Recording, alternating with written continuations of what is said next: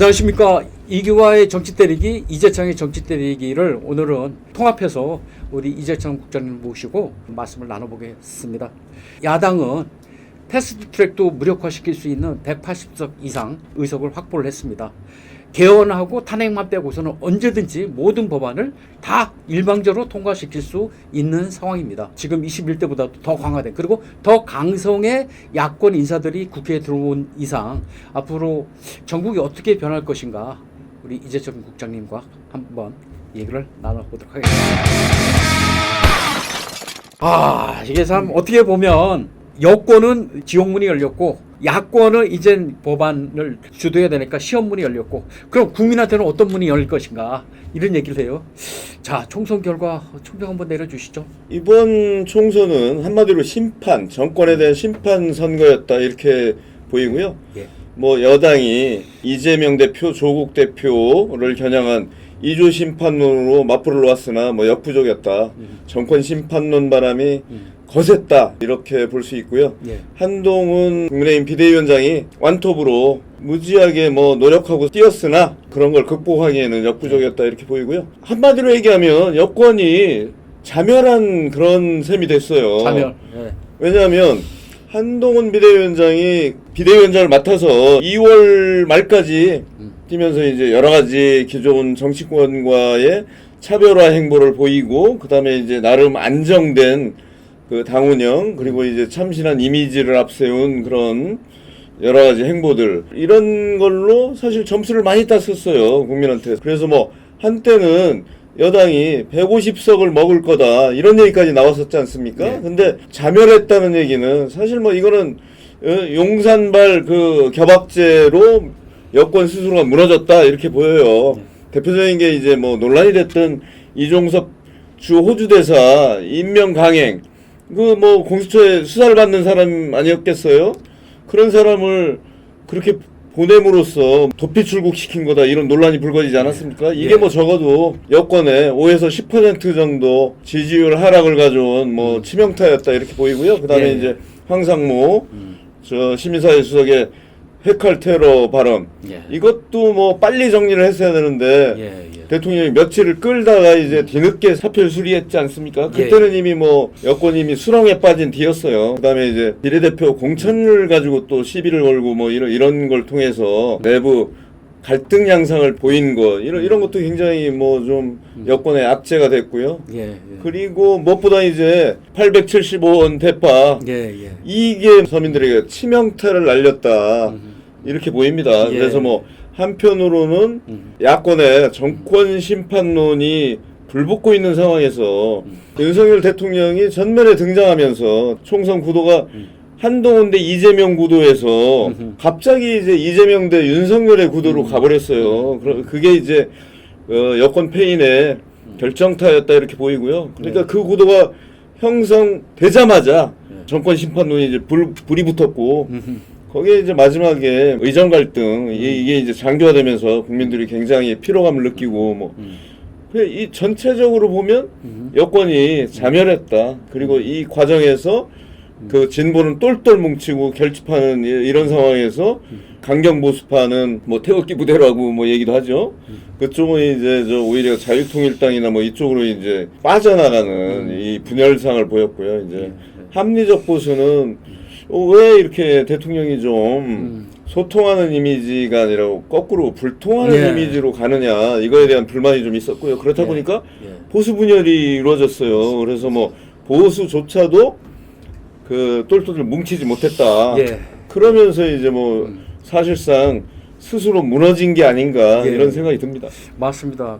보수 전체의 그 투표 수도 사실 만족스럽지 못했어요. 적었어요. 그러니까 뭐 이렇게 보면 되지 투표상에 않습니까? 덜 간 거죠. 그 저 호남의 광주, 뭐 전남, 전북 이쪽은 투표율이 뭐 굉장히 높았지 않습니까? 근데 그 뭐 대구, 경북, 그다음에 이제 그 부산, PK 경남, 이쪽은 상대적으로 낮았습니다. 투표율이 낮았지 않습니까? 그게 뭐겠습니까? 보수 텃밭에서는 투표율이 낮아지고, 그 다음에 이제 진보의 텃밭에서는 투표율이 굉장히 높아졌다. 그러니까 진보는 결집했고 보수는 상당히 이제 결집력이 떨어졌다. 그러니까 투표를 안 했다라는 거는 그만큼 이제 뭐 별로 그 투표장으로 가고 싶은 마음이 없었다. 맞습니다. 일단 투표장으로 간 분들 중에 여권 지지층의 분열은 그렇게 많지는 않았어요. 왜냐하면 자유통일당이 3%도 못 얻었거든요, 사실. 거기는 뭐 비례대표 한 석도 못 얻었지 않습니까? 그런데 투표장으로 많이 안 갔다. 실망해서. 그러니까 이제 결국은 이제 있군요. 그 자유통일당도 사실은 사표가 돼버린 거잖아요. 비례대표도 2.4%. 거기서 저 예를 들어서 0.6%만 붙였으면은 한석 가져오는 거잖아요. 그렇습니다. 그게 예를 들어서 국민의힘의 저 비례정당이 국민의미래 쪽으로 가서 2.4%가 붙었더라면 한 두 석은 더 나왔었죠. 예, 뭐 많게는 2석 정도 더 얻을 수 있는 거였어요. 그러니까 그거 자체가 보수의 분열을 의미하고요. 그러니까 거꾸로 보면 조국 혁신당은 12석을 얻지 않았습니까? 결국 비례로만. 진보 쪽은 지민비조다 해서 지역구는 민주당을 찍고 그 다음에 비례대표는 조국을 찍는다. 이게 현실화됐죠. 현실화돼서 이제 12석까지 얻는 이런 상황이었는데 오히려 보수는 표 분산만 이루어졌고 실제로는 뭐 자유통일당 같은 경우 한 석도 못 얻지 않았습니까? 예, 예.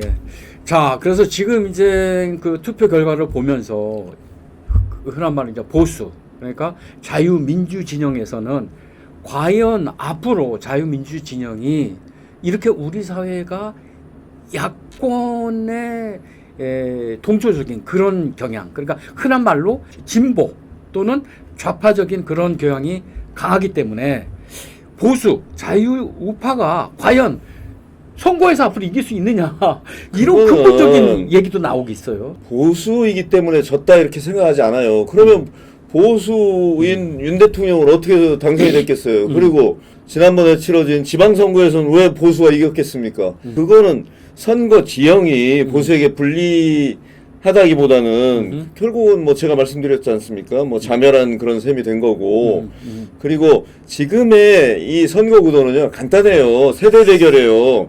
그 60대 중반부터 저 80대, 90대 이르기까지 여기는요 투표율이 굉장히 높고 거긴 요번에도 뭐 나왔지만 그 보수가 60에서 70%의 득표를 했어요. 그 반면에 40, 50대는 진보의 핵심 세력이에요. 특히 이제 50대 같은 경우는 진보의 핵심 중에 핵심이라고 보이고요. 4050이 진보의 핵심이고요. 6070이 이제 보수의 핵심이에요. 그렇다 보면은 그 4050 대 6070의 세대 대결이거든요. 예, 그러면 예. 캐스팅 보트를 누가 지느냐면 2030이 지고 있는 거예요. 근데 요번에 보면 이대녀는 결국 저 2배 이상 진보 쪽으로 갔지 않습니까?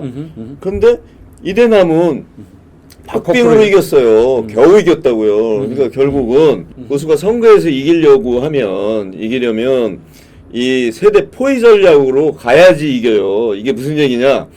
6070이 2030과 손을 잡을 때 4050을 포위해서 이길 수 있는 거예요. 그러니까 할아버지 할머니와 손자가 손을 그렇죠. 잡는다.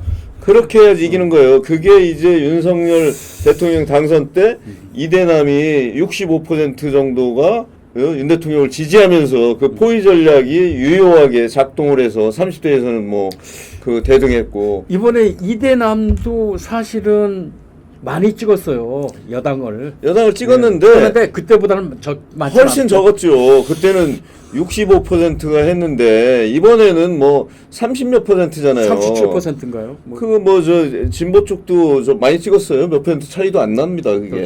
그래서 결국은 뭐 이대남이 이대녀한테 이제 뭐 판정패한 거다.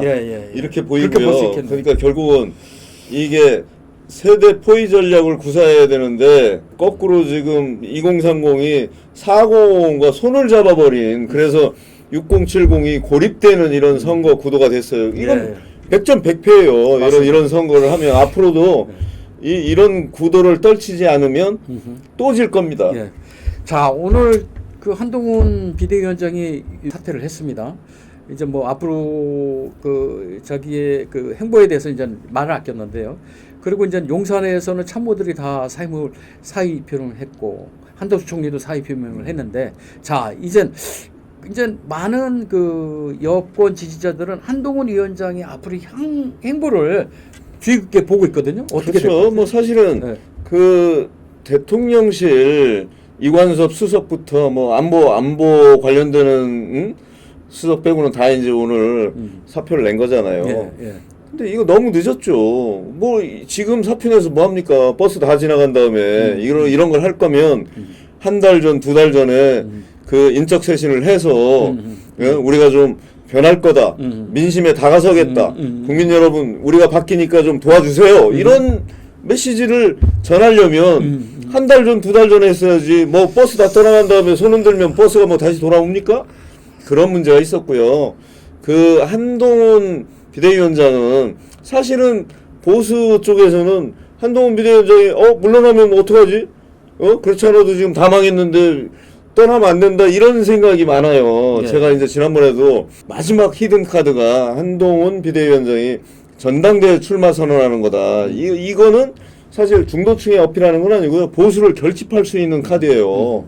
그래서 그 카드를 쓰지 않을까 했는데 그 한동훈 위원장이 결국은 뭐 그 카드를 쓰진 않았어요. 근데 일단은 총선 참패에 따른 책임을 지고 물러났는데 뭐 당장 뭐를 맡을 수는 없는 거고요.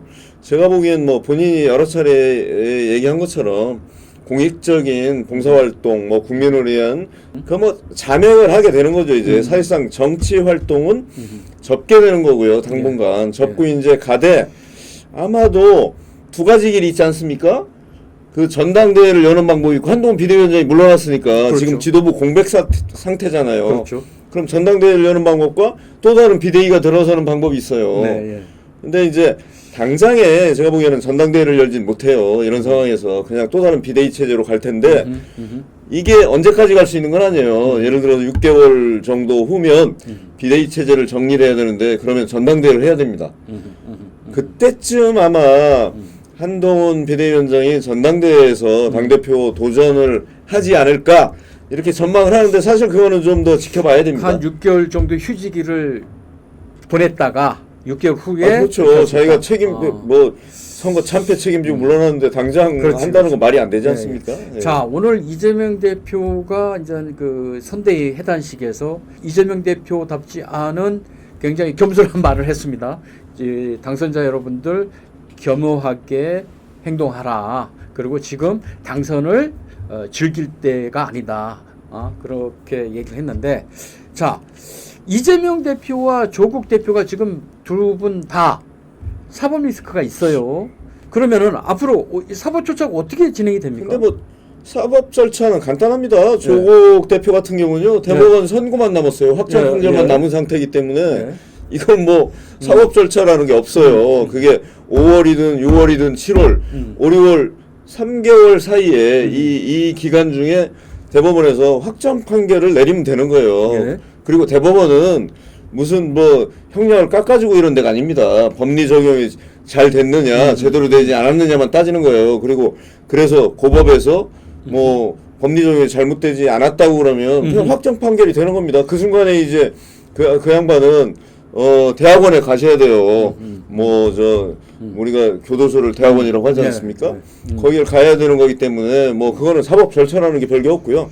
이재명 대표는 뭐 지금 여러 가지 혐의가 있지 않습니까? 근데 이거는 그냥 사법 절차를 진행을 해야 되는데 이제 이런 문제가 있어요. 지금 뭐 175석의 거대 야당 그 국회를 완전히 장악한 이제 일당의 대표를 그렇게 쉽게 사법 처리하기가 뭐 어려운 거 아니냐 이런 얘기도 나오는데요. 사법 절차는 진행이 될 겁니다. 그런데 생각보다는 그 지연될 가능성이 매우 높고요. 그래서 아마도 지금 뭐 들리는 말로는 뭐 일부 저 위중교사 뭐 이런 거는 이제 빨리 될 거예요. 근데 그 나머지 혐의들에 대해서는 결국 대법원 판결이 나려면 3년도 더 걸릴 거다 이런 얘기도 나와요. 그러면 사실상 대선 출마할 때까지 결론이 안 날 수도 있다는 얘기예요. 마지막으로 자, 윤정무 개혁 입법들이 지금까지 하나도 안 됐거든요. 예를 들면 뭐 노동연금, 규제 개혁 같은 게 지금 많이 안 됐는데 앞으로 더더욱 이재명 대표의 아니면 민주당의 협조를 얻어야 되잖아요. 이거 어떻게 해야 됩니까? 협조를 얻으면 되죠. 네. 그러니까 이게 이제는 뭐 입법 동력은 크게 없어진 상황이에요. 입법 동력을 상실했다 이렇게 볼 수 있고요. 그러니까 뭐 윤석열 정부든 여당이든 뭘 하고 싶다고 그래서 할 수 있는 게 아무것도 없어요. 아까도 말씀드렸지만 그 개헌을 제외한 모든 걸 할 수 있어요. 지금 민주당 자체적으로 뭐 조국당의 힘을 빌리면 법안의 신속 처리까지 가능한 이런 상황이 됐고요. 그렇다면 뭐 제가 보기엔 이제는 어쩔 수 없는 상황인 거예요. 뭐 그 법안을 통과시키려면 그래서 이제 윤석열 대통령이 저 이재명 대표도 만나고 해서 협조를 구하고 어찌됐건 타협을 이루지 않으면 앞으로 3년은 아무것도 되지 않아요. 그러면 뭐 대통령직을 수행하지만 아무것도 할 수 없는 이런 상황. 어떤 식으로든 대화를 해야 되고 협치를 해야 된다 이런 얘기가 나오고요. 여러 가지 뭐 노동, 연금, 각종 그 획기적인 규제 개선 이런 것들이 다 막힐 가능성이 높아요. 지금 당장 이제 금융 투자세 폐지라든지 뭐 근로시간 유예화라든지 아니면은 법인세제 개편 뭐 이런 게 그거 다 민주당이 반대하고 있는 거예요. 그렇죠. 그리고 거꾸로 지금 뭐 민주당은 노란봉 특법 이런 걸 지금 추진하겠다는 거잖아요. 그다음에 이제 양국관리법도 다시 추진하겠다는 거고. 간호사법도 하고. 그러니까 이런 상황이기 때문에 네. 이제는 그런 걸 가지고 뭐 대립하기보다는 결국 접점을 찾으려고 하는 노력을 하지 않으면 아무것도 할 수 없다. 그거를 이제 대통령이 결국 결단 내려서 이재명 대표에게 손을 내밀어서 만나서 결판을 내는 이런 담판을 하는 이런 식으로 이제 갈 수밖에 없다 이렇게 생각이 들어요. 윤석열 대통령이 이재명 대표를 만날까요? 만날 거라고 생각해요. 만날 거라고. 이제는 그거 안 바꾸면 이제 그러면 3년 동안 놀 겁니까? 정부는 굴러가야 되고 네. 일을 해야 되잖아요. 다 좋은데 그러면 뭐 손은 누가 키워요? 맞습니다. 해야 되잖아요, 정부가. 그러려면 뭐 그쪽에서 힘을 앞세워서 반대하니까 그냥 서로 대립하고 끝나자? 그거는 그 뭐 야당에서는 그럴 수 있지만 그건 정부가 할 수밖에 없죠. 그래서 저는 뭐 손 내밀고 가장 빠른 시간 내에 두 사람이 만나야 된다. 만나서 서로 뭐 터놓고 이렇게 얘기를 하고 도와줄 거는 좀 도와달라고 하고 말이죠. 야당 이 대표가 또 해달라고 하는 것 중에 뭐 합리적인 게 있다면 좀 들어주고 이런 방향으로 가지 않으면 안 된다. 뭐 저는 그렇게 생각합니다. 맞습니다. 뭐 정치라는 게 자기가 좋아하는 일만 할 수는 없잖아요. 주고받는 게 정치예요. 대화와 타협이 지금 실종된 게 문제죠. 예.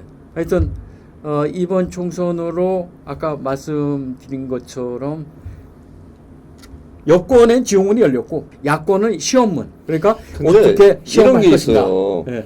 이재명 대표한테도요 상당한 부담이 생겼어요 이제. 그렇지. 왜냐하면 책임이 무겁고. 국회를 완전히 장악한 이런 상황에서 옛날 때 쓰듯이 그런 식으로 또 밀어붙이고 특검법 처리하고 강행 처리하고 이러면요 민심이 어느 날 갑자기 돌아서서 이재명 심판하자 이렇게 되는 거예요. 맞습니다. 그래서 함부로 못합니다. 조국 대표 지금 난리치죠. 김건희 특검하자 뭐하자 하는데 한동훈 특검도 막 하겠다 뭐 이랬잖아요. 맞습니다. 제가 볼 때는 이재명 대표가 선뜻 거기에 동의 안 할 겁니다. 이재명 대표와 용산의 윤 대통령 간의 그러한 교감이 어떻게 이루어질 것인가에 국민의 앞으로 이제 걱정거리가 덜 것이냐 아니면 더 할 것이냐 이렇게 결정이 될 것 같습니다. 그러면은 국민은 개선문이 될 것이냐 이번 총선은 아니면 다시 폐문으로 갈 것인가 그런 상황이 된 것 같습니다. 네. 자 오늘 나와주셔서 고맙습니다.